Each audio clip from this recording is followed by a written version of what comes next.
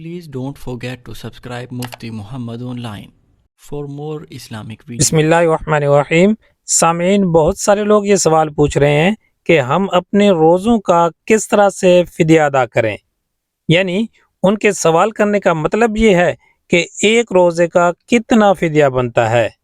تو سب سے پہلے آپ اس بات کو سمجھیں.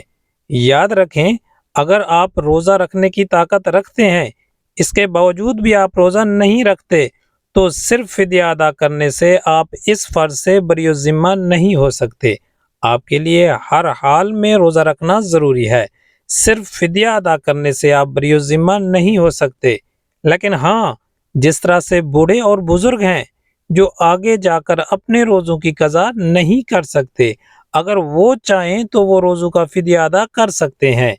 اسی طرح سے اپنے روزوں کا فدیہ ادا کر کے اس فرض سے بری الذمہ ہو سکتے ہیں.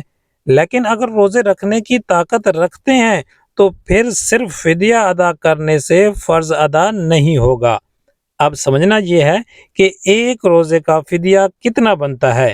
تو ایک روزے کا فدیہ ایک صدقہ فطر ہے. یعنی 2 کلو گندم یا 2 کلو آٹا یا پھر اس کی جو قیمت بنتی ہے وہ ایک روزے کا فدیہ بنتا ہے.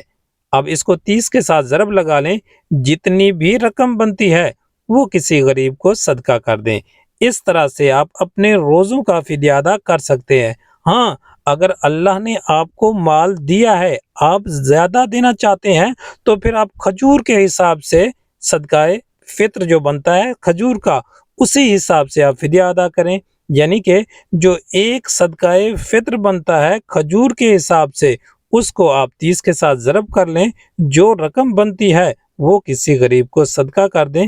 اس طرح سے آپ کے روزوں کا جو فدیہ ہے وہ ادا ہو جائے گا. امید ہے بات سمجھ آ گئی ہوگی. اللہ تعالی ہم سب کو سمجھنے کی توفیق